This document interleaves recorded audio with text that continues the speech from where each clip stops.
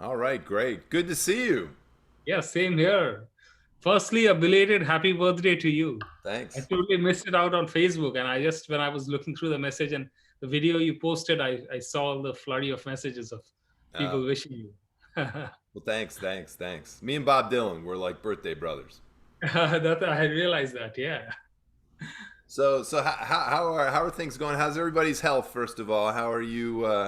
As of now, we are okay. I mean, I know we have all had it once when my dad had it, and I was, of course, I had a severe one after my dad passed away. I mean, at that juncture, I was very sick and I was hospitalized for several days, and thankfully I'm alive. Um, Wow. so Uh, yeah, but there's this very severe second wave that's happening now, and many of my relatives are right now sick or in the hospital. So it is some of my bandmates are one of my bandmates. He's there in the hospital at the moment. So it's pretty scary. I mean, though I mean this wave, a lot of people are saying that it's much more lethal. are you hearing anything about vaccination rollouts, or is there anything? I got my mom vaccinated. She's been vaccinated. We For us who are just below 45, I was just in the borderline. So for us, the vaccination has just opened up. But I think I'll wait out to get the Pfizer vaccine if that comes in, because I'm not very sure about the vaccine that's being given here, because I know a lot of people who are dying in spite of the vaccine. Oh, wow, that's tough. So, so we really don't know what's working and what's not working. Oof. Sounds like a tough situation, man. Hang in there. I hope, but wish you the best. Is Casey? Yeah, it is. I mean, yeah, we have a lockdown here, so we are. I have not stepped out in, I don't know, maybe whole of this month. Maybe I've not stepped out at all. We usually didn't step out for almost a year, actually, other than the very essentials. Um, and we have our roof. You have been to our roof, so Yep, we yep. just go to the roof and just walk about a bit. When things were opening up, we used to go and just walk in the park a bit, but that's about it. I mean, we really didn't open up that in that sense, because we kind of firsthand faced it in the first wave, so we were being extra careful after that as well. Is But yeah, is Carrie doing okay? Is she she's okay. She's so far she's all right. I mean, we all had it, but she was certainly asymptomatic, because when we put our dad to the hospital, the person who was looking after my dad, the doctor who was looking after him, said that you guys either all have it or will have it, because we live in the same house, and we were not really strictly maintaining protocols within the house, because we'll still when he initially fell sick, and we didn't realize it's COVID, and because he was responding to antibiotics and his fever went off. So initially few days we didn't realize it's COVID. So we were not really protecting ourselves from it or keeping him isolated in that sense. right, right? Uh, so yeah, All right. Well, again, hang in there, and hopefully, yeah, yeah. I you mean, guys will we get some can better we just have vaccine. to wait it out and see. Yeah, that's Yeah. all we can do. Well, Uh, really, not much we can do. sounds like a really tough situation, though. But it's good to see that in America things are opening up again. I mean, people are allowed to go out, and I that's guess great. like it's kind of weird. Like it's opened up before. It opened up. It seemed like a little bit last summer, and it certainly felt a little bit premature. But people were going out and trying to do things, and then it seems like other waves hit. So I got my vaccination in the winter, and I really felt pretty good after doing that, and since then I've been able to go out. But I just feel I don't know. I don't feel like we're completely out of the woods on this yet. So Right. we're starting to get out and do things, and we're trying to be cautious. And most of the stuff that we're doing is outdoors. But hopefully, I'll be talking to you maybe next year at this time, and you guys will be out, and I'll feel better about being out. I still feel a little bit nervous about doing things indoors. We had an event last night that was indoors, and Yeah. that made me like a little bit nervous, but I guess we're doing okay. Yeah, it is good to be cautious on this one. Yeah, we were kind of opening up and thinking, we are not that affected, but I know firsthand that we were affected, and a lot of things were getting unnoticed, and my dad was undiagnosed. Basically, I mean, he was tested negative twice. I mean, he tested. So we really don't know what was going on there. So yeah, it's better to be careful. I mean, it's like while it's I'm hoping that the Pfizer vaccine is working better, because the vaccination here, I really don't know what's going on. It's tough. I mean, even here, Because there's a lot. There's a lot of people in the states that are very suspicious of the various vaccines. We had the third vaccine that came out was this Johnson and Johnson one and done vaccine, correct. Yeah. and there's a lot of people that are sort of skeptical of that one. And in general, like I have friends. A lot of my musician friends are skeptical of the vaccines being getting the vaccines at not your doctor's office, but sort of like a community An site open that space. makes people a little bit nervous. There's all sorts of things that are contributing to it, but hopefully more and more people will be getting vaccinated, and we'll be feeling a little bit more comfortable. So fingers crossed on all of that. Yeah. So But at least you guys are lucky that you have less people there. You have seen how populated we are, right, and right. it's really hard to even maintain the basic precautions, like in markets, and even outdoors. There are so many people out there that that can just lead to a major issue. Sure, sure. No, Things opening up. Yeah. yeah, definitely. I don't see that much of an issue in the US, like especially in if you're not in one of the big cities. It's a lot better uh, out there, I guess, with less people. And to be honest, I was kind of surprised when it first hit China and started making its way around the world. I was kind of surprised that places like India, like Brazil, with denser populations, weren't more impacted immediately, because it seemed like, I mean, I I know that you went through something very Yeah, very early on, but it seemed like in general the U.S. was doing a lot worse than a lot of these other countries with denser. but the problem is, I think US is a lot more transparent with data, and here our government is always trying to hide things. Mm, So they had certain policies which try to keep the numbers low. Like, I mean, even if you do a CT scan, you can see that it's COVID for my dad, and he's still not considered a COVID patient because he didn't test positive. So there are a lot of strange policies like that, which kind of kept the numbers low, because I know a lot of people who passed away last year. I mean, uh, every month maybe two or three people I know passed away whole of last year. And so and none of them were considered COVID, because a lot of them didn't get tested. A lot of them were just dying at home without thinking that it's just fever. So so you think I'm that sure that the numbers are probably misrepresented a little bit.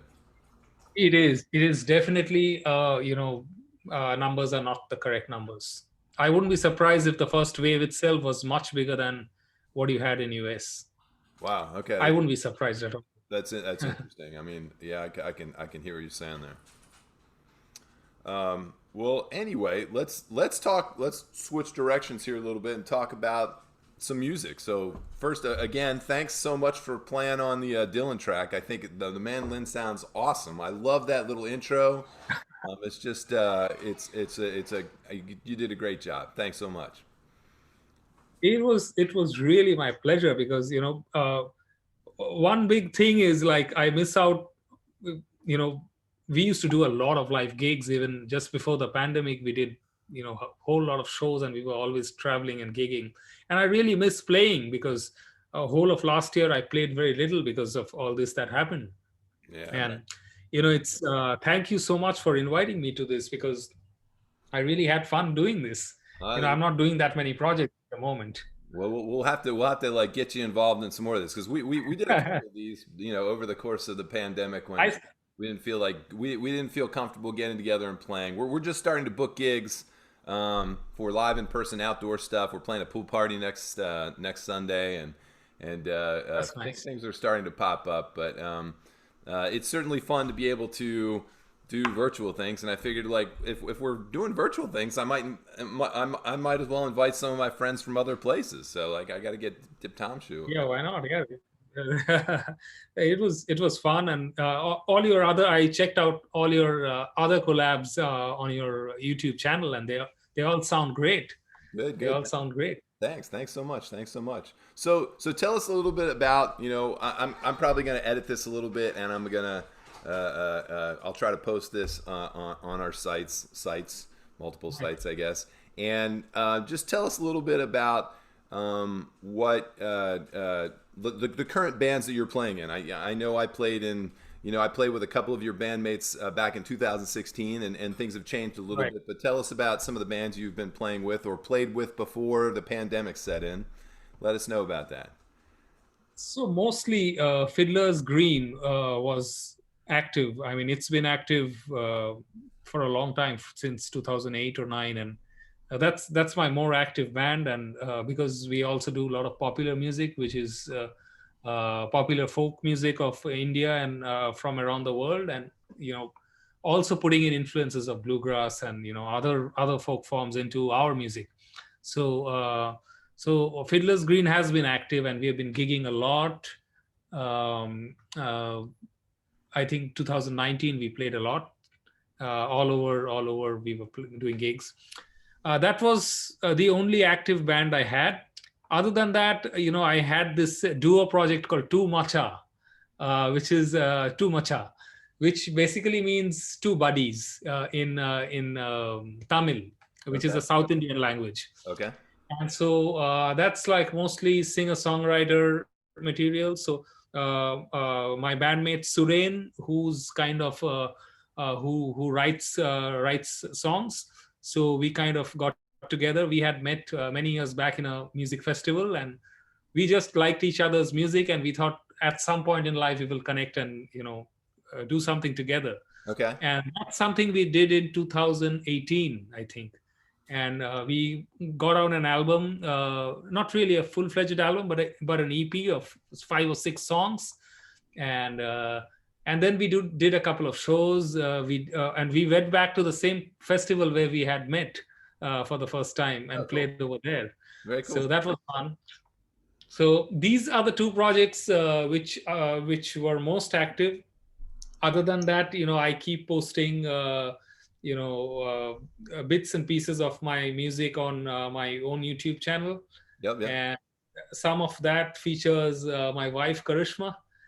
She And especially in this whole lockdown, we were doing we were just playing on our own, and trying to record something and putting it out there for people, and also have fun in the process. That's good. So That, that, so that, that that's good that she'll yeah, play with you and participate, and no, yeah. that's wonderful. That's wonderful. Have you been able to see anybody from Fiddler's Green, like Arco, or do you see any of the? Orko has moved on to doing his own solo project. So he's not a part of Fiddler's Green anymore. Oh, okay. But we still have the band with two new singers in it, because Orko was pretty versatile. So we had two singers now in the band. Okay. Um, One of them, Dipannita, who specializes in Indian folk music, and my other bandmate, who's Shamantok, who also sings in the band, and he's at the moment in the hospital getting treated for COVID. So Oof. he was pretty serious, but he's stable now. Okay. All right. So Hopefully it stays that way. yeah, he's better. I mean, he was in the ICU, and he was very sick actually at home, and he's better. He's stable, and he's better. All right. And just a little bit more, I think about Fiddler's Green. Like you've traveled to the U.S. You've actually done tours. Like I know you've toured around India, but like that has traditionally that's been with Fiddler's Green, right? You were when Yes, yes, yeah. that's correct. So that's people. I'll try to post some links about your music, and I'll post a link to Fiddler's Green. But I know you came to you did a tour, like you were in California and the East Coast, I guess, the back in maybe 2018, I think it Yes, was, and I think so. and we got to hook up in Philadelphia. It was amazing. Yeah, yeah. Your friend who lived with you in India for a little while, but Yes. was actually from Philly, was like living 2.5 blocks from my sister in Philadelphia. So that was kind of neat. I got to go up and see you guys and play with you guys for like an evening. That was a lot of fun. Yeah, that was. Yeah, I have a couple of clips from that. I mean, short clips. Yeah, it's a wonderful time, and you came in and it was, it was very special because we had suddenly had a full-fledged bluegrass band there in the house. Yeah, I Yeah. think I invited one of my buddies up that was playing bass with us too there. So yeah, it was a lot of fun to do that. But it's just kind of cool that there's fewer and fewer musicians, bands that are traveling around the world, and it's kind of neat that you got to go all over the world, get to come over to the States, and certainly I hope as things open up that we'll see you guys over here again. And Hopefully, yes. I mean, we had plans of going back, but a lot of things happened, and sure, now the pandemic. So, otherwise, I think we would have been back to the US because we really had a successful tour over there. that's So, great. That's great. yeah. So tell folks a little bit about. I guess I'm not sure if I can say this, but I feel like your primary instrument is mandolin. Um, Yes. so tell people a little bit about how you got into playing mandolin in Kolkata. Like where does that come from? You've got like a Delfest T-shirt on there. People are kind of curious when I say, well, I played bluegrass in India with like some real bluegrass musicians. Like people want to know where did the mandolin come from in your background? Yeah, it's a long story, but I'll try to keep it crisp. So I found a mandolin in the house, and I think there was a bunch of people, uh, a bunch of people in the house, a part of the house which was let out, and it was a musical instrument factory, really, which produced guitars and very actually bad quality instruments, really. So I got the mandolin repaired. It was there in the house, and at some point the tenants had left, and there was some old stock that was lying around in the corner. I got it fixed, thinking it's a guitar, and I just How old were you when you were doing that? How? I think I was like 8 or 9 years of Okay. age or Okay. something like that. All right. All right. So I got it fixed and took it to a guitar teacher, and he said, "Wow, this is not a guitar. This is the mandolin, and I can show you some basic stuff." And so what he showed me was mostly Indian music. And if you, I don't know whether you know about this, but mandolin is a very popular instrument in commercial film music in India. Like if you Oh, listen to old Hindi songs and Bollywood songs, you will hear mandolin in it. I didn't And realize that. Okay. yeah, and that style of playing is actually the Italian style of playing. If with tremolo and those kind of classic Sure. Italian Sure. songs, like the theme from Godfather and things like that. Yeah. That's the style. That's the zone. Other than that, mandolin is also played in Indian folk music, more like an Indian lute. So the style you hear is more like an Indian dotara, but it's played on the mandolin. Okay. So that's the style I grew up with for a long time. I mean, till the internet came into being. I mean, in 1999, we first had the dial-up internet connection in India, Okay. uh, and that's when I started googling mandolin and found out about David Grisman, Mm. The dog. and that, yeah, the dog, and that led me to a whole genre of music which no one had heard in India at all before the internet was there. So and that was where my interest in bluegrass comes from.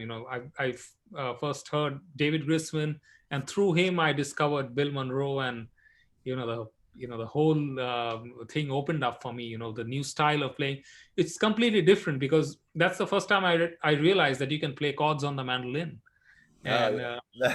so So I learned it all by myself for a long time, just listening to tracks of Grisman and then looking up things on the internet, because it made lots of things accessible for me. Sure. The chords or song names, and you can download albums. So suddenly I was exposed to this new world of mandolin, which was largely unseen in India. I mean, you still it's I have not come across too many players who plays chords on the mandolin in India. I only know a handful who can play chords on the mandolin. And So it's kind of surprising also because I feel at least when I was there a couple of years ago, you had already been kind of doing what you do for a while, and you play out a lot. I would just feel like you would have followers, and people would be like, "I want to do it. I want to do it." yeah. Diptanshu's doing. So yeah, actually, at the moment we have a lot of couple of young people who are getting into bluegrass, and thanks to my band as well, because we played in so many festivals and we have done so many gigs. We do have a following, and people. I can see more and more people picking up the mandolin and trying to learn American folk music and bluegrass and that whole zone of mandolin music. That's great. So and in fact, like I was a part of this initiative where we were trying to make a mandolin orchestra in Calcutta. And we had a bunch of like 7 8 very dedicated people who we kind of met every month, and we were trying to work out a whole set of music which we could perform. But then everything has got interrupted now, And and it gets stalled. Yeah, but well, that's cool. And then I guess like just the mandolins. I remember like you had an A. I think you were playing the A mandolin in the video, and then you've got an F style too. Like, tell us a little bit about like where you picked those up. Or so both of them are actually I have two mandolins and one mandolin banjo. So the both the mandolins are from the mandolin store, which is basically online, and I think they also have a brick and mortar store. I exactly don't remember the location of the store, but I think it was in. I'm sorry. I think I don't recall where the store is, but it's called the Mandolin Store, but and they're is it from? Is that like a? in the U.S. Yeah, in Oh, the it's a U.S. U.S. Okay, okay. Sorry, I should know this. I should know a mandolin store, but it was so okay. So it was outside. You got the mandolins outside of India. Yes, Okay, yes. So I got one of them shipped straight from the US store to India. okay. So that's my Gibson. The A was shipped directly from them, That and sounds nice. That I really yeah, like that mandolin. yeah, they have international shipping and everything. So it was fairly easy and Okay, quick. okay. And my Eastman, I actually shipped it to one of my cousins who lives in the US, and he carried it for me when he was coming to visit us and visit Calcutta. Okay. So that's how I got two of my mandolins, and I picked up the mandolin banjo, which is again a Gibson, and that's from a store in Petaluma, in California. Okay. So that's a store which had some of Dog's mandolins for sale, Nice. and so because I think David lived in Petaluma or nearby at some point, Okay. and he the instruments which he wasn't using that much, he had put it in that store for sale. And however, the store owner, we had a long chat with him, and he was not ready to reveal which of the mandolins belonged to him. Really? For Like some reason, he you said that you would think this like that. I would tag every one. Like this was a great yeah. mandolin. And it's immediately more sellable. He said that there are some mandolins from Grisman here, but I'm not allowed to reveal which one of Huh. instruments belong to All him. right. That seems kind of. So, but I think I did spot one of them, which was a bit expensive for me to buy at that point, which was a F4 mandolin, Gibson F4 from the 30s. So that's got like that's got like the F shape, but it's got a hole in the middle, right? Yes, that's correct. Yeah. Yeah. That's Okay. All right. Wow. Well, that's cool. Obviously Dave Grisman was a big influence on you. I guess Bill Monroe. Are there any other Mando players from the U.S. that you follow these days, or? Yeah, there are so many. I follow most of the ones which are the guys who are popular. I mean, I actually did go to the Mandolin Symposium, the last one, the one before the last one, actually in 2014, and that's the time where I met, many of my heroes. I mean, I met David Grisman, Mike Marshall, Tim O'Brien, um, uh, Sierra Hull. Wow. Okay.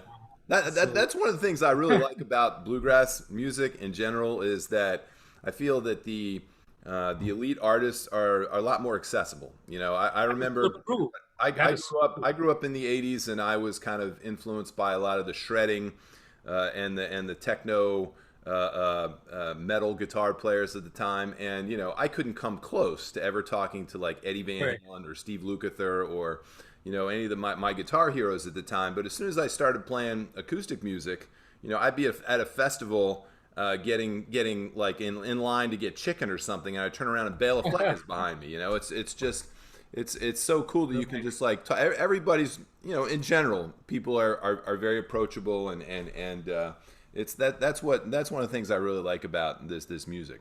Yes, yes.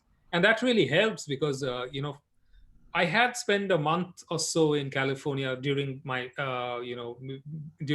time in Mandolin Symposium, and I got to meet a lot of my heroes, and they were all very accessible and very easy to talk to, very helpful in every way they could. I mean, Mike Compton, for instance, he's one of my heroes and fabulous bluegrass style, Monroe style player, really, and he really helped me out of the way, to get my scholarship for the Mandolin Symposium. I mean, he was one of the persons who kind of wrote the recommendation for me, Oh, in cool. spite of just knowing me online. He That's just knew me great. online. He sent me a stack. He sent me a stack of rare Monroe CDs. Wow. Saying that this is a gift for you. I mean, you're pursuing bluegrass in India, and hope this will help you. And he has helped me every time I've asked for help. I mean, even if I know, if I write him a mail today, I'll get a reply with a suggestion, if or a help if I want. That's wonderful. So people have gone out of the way to help me, and I'm really grateful that such busy and popular bluegrass musicians are actually so helpful and accessible and help. So I'm really thankful for that. That's good. That's good. Good to hear. Good to hear. So before I leave like your instruments a little bit, um, I was kind of impressed. Like when I originally hooked up with you, coming over to Kolkata, I was kind of I had wanted to meet some more traditional Indian musicians with some different instruments, and you play something called the dotara, and I just wonder if you talk a little bit about that. You still post clips every now and then with the dotara that are just amazing, and just kind of describe that to folks. Right. So yeah, so Dotara is something I started learning much later, because I thought that's one way of me connecting to my roots. Dotara is an instrument which is like an Indian lute, and it is a folk instrument, and it belongs to West Bengal, where I am, and it is popular with the musicians who play Bengali baul music. So it is a fretless instrument with 4 strings. Usually, dotara means 2 strings. Dotara is 2 strings. Okay. That's how the name of the instrument comes from. But it has 4 strings because the other 2 strings are basically the same notes, basically being repeated. So Oh, I didn't realize so that. So it's two so strings. mainly the melody is played on 2 strings. Okay. All right. All right. The other 2 strings, you may not use it if you don't need to. I mean, you can do away with them, really. I Oh, mean, if you don't okay. need Interesting.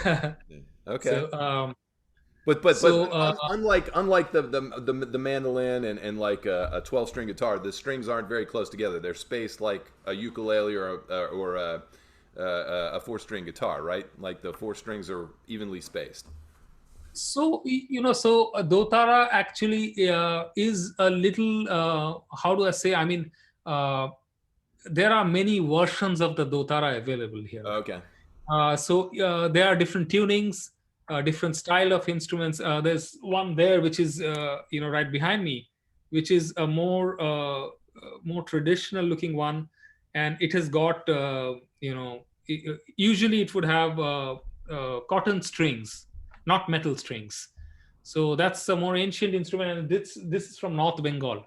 So the instrument varies from region to region. I mean, if you go to North Bengal, north of where I am, it's a different kind of dotara. Okay. Whereas if you are further south from then you'll have a different kind of dotara. So the shape of the dotara and the number of strings, how the strings are placed. In some dotaras, you almost have a unison string like the mandolin, so two strings together. In some, you have it all separated. So you have many versions of the instrument available, and these versions are available in different regions. Okay. So yeah. All right. I feel like the one that I see, most of the videos that I've seen, the one that I remember seeing you play, I felt like it was 4 evenly spaced. Yes. So that is the one. That is the one which belongs to this region. The closer to where I am. Right. So But this that's one still. further up north. But the one the one that you have that belongs to your region, that's still two basic 2 string tunings. It's Yes, mostly the melody is played on two strings, okay. and All the right. rest are just you use it. You have the root, which is being repeated, so you get a bigger sound. Okay. All right. All right. Well, I guess like I realize it's late where you are right now. So I don't want to keep you here too much longer. But do you want to tell me about like what's the best place if people want to see your music? Is it your YouTube channel? Going to your Dolan Man page? What's the best way to like check out your So stuff? I try to keep I try to keep my posts updated on my YouTube mostly, and I put out snippets and pictures on Instagram and my Facebook. Okay. But mostly I'm putting out on my music on YouTube. Okay, all right, all right. So I'll post a link to your YouTube channel, and maybe I'll tag you with like your Dolan Man Yeah, Facebook page, and I'll do what that's I can. As great. I I Right. I've shared it on both my YouTube and my Dolan Man page. The collaboration we did. okay, okay, cool, good. All right. I've Well, already done that. Yeah. I really appreciate you participating in that. I think it sounded great. Really cool mandolin track, and it's kind of cool that we can collaborate like this. So it was great talking to you, Diptanshu. I hope that things turn around over in Kolkata and things start to open up, and we'll be wishing the best for you. Send my love to the family and everybody over there, and I did. we'll talk to you soon, hopefully. Yes, thank you so much. Thank you so much for having me, firstly, and thanks for this organizing this little chat on Zoom. This is the only way I'm connecting with most of my friends now, and thanks to the technology which helps us, do Yeah. music and talk. And I'm really thankful that COVID has happened in a world which is still connected with technology. Otherwise, we would be all terribly depressed by now. Yeah, I mean it's still depressing enough, but yes, it would be worse. So Yes, but at least we have the screen, yes, which keeps us together. yes. So, So again, great talking to you, Diptanshu. great. We'll be touching Thank you base so soon. much, Tony. Sure. Yeah. Thanks. Good seeing you. Yes. Yes. Same here, and we'll connect again soon. All right. We'll see you later. Yeah. Bye. See you later.